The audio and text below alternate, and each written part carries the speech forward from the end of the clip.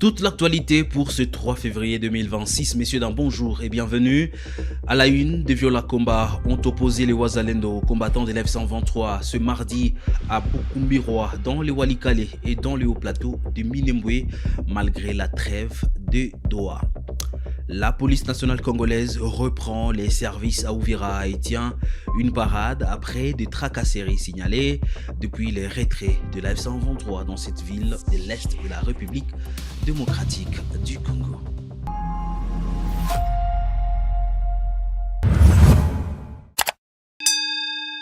Bienvenue sur Kivu Morning Post. C'est pour la première fois que vous nous suivez. Abonnez-vous à la chaîne. On commence à Walikale. Des combats intenses ont éclaté ce mardi 3 février 2026 à Bukumbiroa, dans le territoire de Walikale, opposant l'AS-123 au Wazalendo du NDC rénové.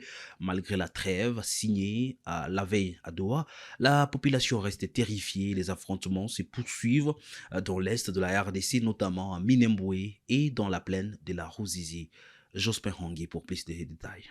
Le village de Bukamira dans le territoire de Walikale au Nord Kivu a été le théâtre de violents affrontements ce mardi 3 février 2026, opposant les combattants de la S123 aux combattants Wazalendo du groupe NDC rénové. Selon des sources locales, l'attaque de Wazalendo a été déclenchée vers 4 heures du matin, provoquant plusieurs heures de combats intenses et plongeant les habitants dans la peur. Les échanges de tirs d'armes lourdes et légères ont contraint la population à se barricader chez elle. Après environ 3 heures de combat, les Wazalendo ont dû se replier, laissant Bukumbiroa sous le contrôle de l'armée révolutionnaire congolaise.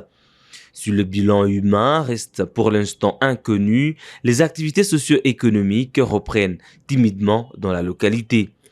Parallèlement, les renforts de l'F-123 sont signalés à Bukumbiroa et Roussamambou, arrivés depuis Boulehoussa dans la matinée. Ces affrontements surviennent alors que Kinshasa et le mouvement politico-militaire AF-123 ont signé la veille à Doha un accord de surveillance et de vérification de ce seul feu confié à la CIRGL, illustrant la fragilité de la trêve.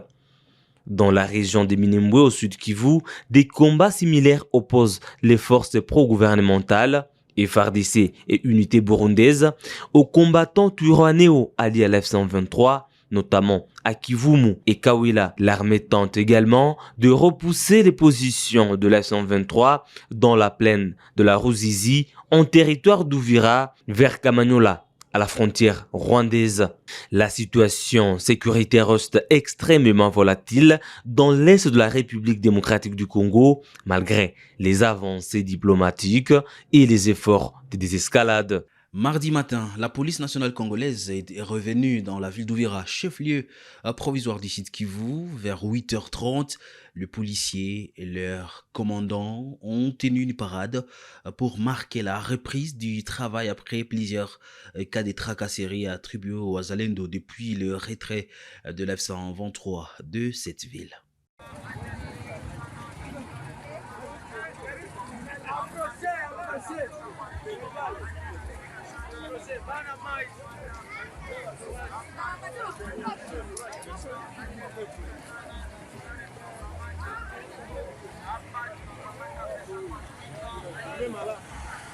Le colonel Didier Médey, conseiller du gouverneur militaire de FARDC, a rapporté des éclaircissements sur les conflits entre l'ICCN et les cultivateurs à Mayangos. La séance tenue lundi 2 février 2026 a été saluée par les agriculteurs. La priorité est donnée à la mise en œuvre du corridor environnemental pour concilier activité agricole et protection de la nature. Ya kwanza tunashukuru wakubwa wametupokea sana, na majibu yenyewe wanatujibia inatuletea faraja ya kutosha. Yenye lituleta hapa ilikuwa inquiétude ya kujua kati ya sie wakulima na ba garde parke, kwa nini ile vita na ile mzozo inatufikisha munivo ya kutafuta kuacha na shamba na chakula na mimea, ijapokuwa Mayangose ndio iko nakulisha Beni mzima. Sasa wakubwa sawa tunawaelezea, tulikuwa na wazia kama huko kitu mwa fulani kinatafuta kupitika, ili tena tuache mashamba kupitia ba garde park. Na wakubwa wanatuasiria kama yenye iko mkichwa yetu na haiko njuko mkichwa yabo. Probleme ya mayangose juu ya bakulima na ba garde park. Ba garde park habana ruhusa ya kupigana na bakulima ama kufukuza bakulima mashamba zabo, ila tu banakataza watu ya kuchoma makala, banakataza watu ya kukata mbao, mpaka gizi vile batajuaka gizi ya kuleta delimitation definitive ya parke. Me kwa sasa wakubwa viongozi wanatuambia na kutuhakikishia kwamba yote ule mwenye iko na shamba yake ya zamani, ule ndio anaruhusiwa kufanya nini? Kulima shamba. Me kweli shamba ya zamani, mavuno yake ni yake, hakuna mwata msumbua. Kama ni malagi, kama ni ndizi, anaweza kuvuna. Ila mwenye ataenda sasa kuanja tena shamba ya mupya, ule ndio abamuruhusu. Bote benye biko na shamba ya kwabo ni ya zamani na mimea yenye iko ndani, banaruhusiwa kulima pale pale na kuvuna mimea yao. Hapana kuongeza na hapana kwenda kata shamba ya mupya mpaka vile solution itapatikanaka. Banakataza na kukataza na banamakia sara na kutia mkazo juu ya bakata mbao na bachoma makala. Mekungambo ya bakulima banasema tulime na tutoshe na tuvune chakula ya kwetu. Decision yenye tunapata inatuletea faraja jana, paske shamba bila chakula hatuwezi kuishi. Na kule ndio kwenye tunakimbilia, fasi nyingine yote huko ya security, pale ndio kwenye tuko tunakulia kwa sasa. Na banaturuhusu tutoshe chakula, ila tu tuache kuenda kinyume ya kwenye haba kutuambia. Na ile makando kando yengine kwenye bakulima balisha jituma kulala kwa mashamba, bananja kukreye hi mugine bana bakataza bale bote ilifo batoke kule, tujikonsantre fasi moja kwenye kunapasha kuwa security, na njo pale kwenye balitia centre ya kabambi kwenye askari yetu iko. Aloro tunaambia bakulima bote benye bigaliki nafanya masandre kule mamulongo lae mikuwa kule kote, banasema bakulima bote batatoka kule, basi shangale sie bote takuwa fasi moya ni musandre ya Kilidiwe kwenye batakuwa natuangalia mzuri, baskari njo batakuwa kule kuma position. Tunashukuru sana viongozi, merci sana, na banatuambia kwamba tuache ile buasi urebelio wa ukuwa natie kufunga mabariere, kukata mamiti munjia, na hatujue kinye kiko ni lazima ukiweka kubaona batatufasiria ya zaidi sana. Toujours dans l'est de la République démocratique du Congo, en un mois seulement, 28 km de route ont été réhabilités à Mambasa. Nous sommes en Ituri. Les chantiers menés par la société minière de l'est du Congo concernent l'axe Mumbere-Ndouyi, longtemps dégradé, aujourd'hui praticable. Ces tronçons facilitent la circulation et redonnent de l'espoir aux populations locales. Reportage de Rachidi Koudra, notre permanent dans la zone.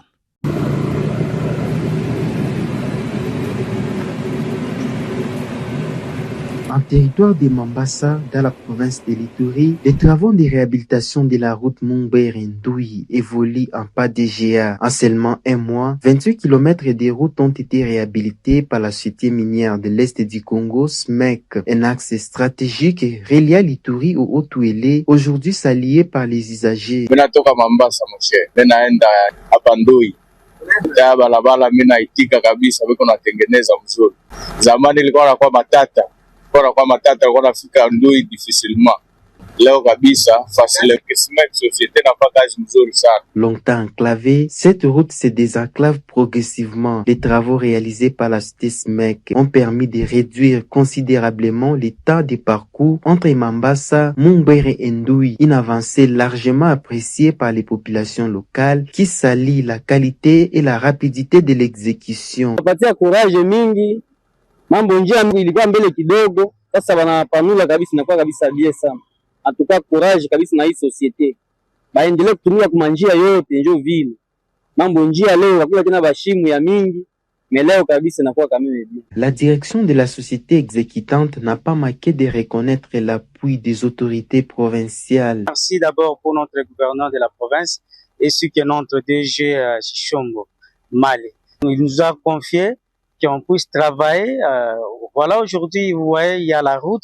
Bien avant, le j'ai quitté Mambasa pour Ndoui, même 2 ou 3 heures d'Ita, mais pour l'instant, c'est 1 heure et même 45 minutes. Ouais, et on ne peut pas cesser, on va continuer à bosser, même si vous allez voir de Ndoui jusqu'au niveau de Dingo. On a essayé un peu de travailler, il y a encore la tendance magnifique. Forte de cette avancée, un leader d'opinion formule déjà d'autres attentes. C'est là où ils ont fournir population ya Iziro, ils ont fournir population ya Ibambi, ils ont fournir population mobimba ya Otole na Bazwele. Façon honorable dignitaire Chichombo na entreprise na biso simeke ndenge bazo sala vraiment te remercie makasi. Et tozana posa nzela ya kouta na ni Mambasa kokende na Nord Kivu bako fiango na entreprise ya Smart parce que akendaki kuna nzela eza muke api kuna nzela esi ebebi tozana posa na gouverneur na biso le lieutenant général Luboya Kashama akofie même nzela wana na entreprise ya honorable dignitaire Chichombo Mali Saïd. Après un mois de travaux, ces 28 km réhabilités redonnent espoir aux usagers de Mambasa qui saluent l'engagement de la SMEC et attendent la poursuite du désenclavement routier dans la région. Le premier président de la Cour des cassations annonce une circulaire contre la spoliation des biens publics. Elle obligera les juges à descendre sur les propriétés en conflit et à authentifier tous les documents litigés. La mesure a été expliquée par la première présidente de la Cour d'appel de Kinshasa-Gombe après une réunion avec le magistrat. Non, ce ne sont pas des décisions, ce sont des orientations dans le traitement des dossiers en matière immobilière. Et donc le premier président de la Cour de cassation prendra une circulaire qui nous accompagnera dans le traitement de ces dossiers. Le constat qui a été fait, c'est que le phénomène foliomène, c'est un phénomène qui est organisé, si je peux me répéter, par une bande très bien organisée et qui a en son sein toutes les catégories. Ce qui revient à dire qu'il faut être très regardant. La première des choses, c'était des mesures à prendre dans le traitement de ces dossiers et les sanctions pour ceux qui vont faillir, aussi bien les magistrats, les avocats, les huissiers de justice, les conservateurs et même les parties en procès. Pour le président, nous avons reçu des instructions que nous allons appliquer à la lettre, mais il y aura une commission qui sera créée parce que le phénomène foliomène n'est pas seulement une histoire des magistrats. Et donc, c'est un phénomène qui implique aussi les autres secteurs. Il y aura donc une commission qui sera créée avec en son sein les magistrats, les avocats, les ministères, les conservateurs et tout ça. La ministre d'État, ministre des Hydrocarbures, Acacia Mbongo, s'est rendue lundi dans les quartiers 3 de la commune de Massina. Elle a visité les sites d'une station de service qui avait pris feu le 26 janvier 2026 pour évacuer les dégâts et suivre la situation. Un reportage à suivre. La ministre d'État, ministre des Hydrocarbures, Acacia Bandoubo Lambongo, était ce lundi 2 février 2026 dans la commune de Massina, précisément au quartier 3, où une station-service avait pris feu le lundi 26 janvier 2026. Selon les explications recueillies sur place, la station-service ML n'a pas respecté les normes de sécurité en chargeant un gros camion dans une station-service alors que c'est interdit. Sur place, la patronne des hydrocarbures a décidé de retirer à la station ML l'agrément et l'autorisation des stockages des produits pétroliers. Nous avons retiré de manière directe et délibérée l'autorisation d'agrément de stockage de produits pétroliers à cette station puisque les normes n'étaient pas respectées. Rien n'a été pris au sérieux et avec autant de légèreté. Et aujourd'hui, nous voyons justement le dégât qui ont été causés justement par rapport à cette situation. Et interpelle aussi d'autres opérateurs économiques qui ont des stations-service. Dorénavant, nous sommes en train de lancer une opération de contrôle pour toutes ces stations qui ne seront pas en normes, que verront leur autorisation de stockage être retirée pour que ces gens-là finalement se conforme aux normes requises. Parce que pour manipuler les produits pétroliers, il faut avoir une forme de dextérité et de professionnalisme afin de pouvoir sauvegarder le bien ainsi que les vies humaines. Il s'est de rappeler que cette station-service a été embrasée par le feu lors d'un incendie survenu le lundi 26 janvier 2026. Bilan enregistré, 5 personnes grièvement blessées et aucune perte en vies humaines. Kinshasa et Abu Dhabi ont signé lundi un accord de partenariat économique global. L'accord ouvre le marché émirati à 6 000 produits congolais et vise à doubler les investissements bilatéraux d'ici 2030. Il prévoit aussi la construction d'un port en eau profonde à Banana et renforce la traçabilité de minerais. Le partenariat inclut une coopération entre les académies diplomatiques des deux pays pour la formation et la recherche, explique Julien Paluku, ministre congolais du commerce extérieur. Événement historique dans l'histoire récente de la RDC. Vous savez, le président de la République, son Excellence Félix Antoine Tshisekedi, avait commencé par participer à l'Expo Dubaï 2020 qui avait été organisée en 2021. C'est de là que sont nées des grandes idées. La première, c'était effectivement de devoir mobiliser les partenariats d'ici pour construire un port, le port en eau profonde de Banana, en vue de réduire le coût logistique pour que nos produits soient compétitifs. La deuxième, c'était de devoir signer un accord pour d'abord cibler les secteurs de matières premières, parce que vous savez, à l'époque, toutes les matières premières de l'Est transitaient par des pays voisins pour atteindre cet espace. Et là, il a créé Premier Gold pour nous permettre de devoir structurer nos exportations et on a commencé à exporter près de 9 tonnes d'or au lieu d'une dizaine de kilos qui se faisaient pendant beaucoup d'années. Mais avec cette expérience, le président a compris qu'il fallait élargir maintenant la coopération avec les Émiratis à un niveau beaucoup plus global. C'est la raison pour laquelle il a demandé au ministère du Commerce extérieur de devoir commencer les discussions autour d'un accord économique global qui réunit à la fois le commerce des marchandises, le commerce des services, les règles d'origine pour savoir quels biens devons-nous échanger avec les Émiratis, pour connaître effectivement comment doit se faire le commerce électronique. Et c'est 2 février, nous sommes ici à Abu Dhabi pour finalement signer l'aboutissement de toutes ces discussions par lesquelles la RDC et les Émiratis signent cet accord qui lance un appel à nos opérateurs économiques que désormais nous allons échanger 6 000 produits que nous avons transmis à la partie émirati qui vont devoir entrer sur le sol des Émiratis ici. Vous savez qu'ils importent des États-Unis, ils importent de l'Europe, ils importent de l'Inde, ils importent du Brésil. Mais le coût logistique de tout ce qu'ils importent est très très élevé. Voilà pourquoi on a commencé par le port en eau profonde de Banana pour réduire le coût logistique afin de permettre que les produits qui viennent de la RDC entrent ici au moindre coût, devenant ainsi compétitif par rapport aux autres produits à travers le monde. Ça n'est complètement fini. L'actualité du jour sur Kivu Morning Post. Messieurs, merci à vous de l'avoir suivi. Merci surtout de faire confiance, et vous avez raison de faire confiance à Kivu Morning Post pour des informations vérifiées.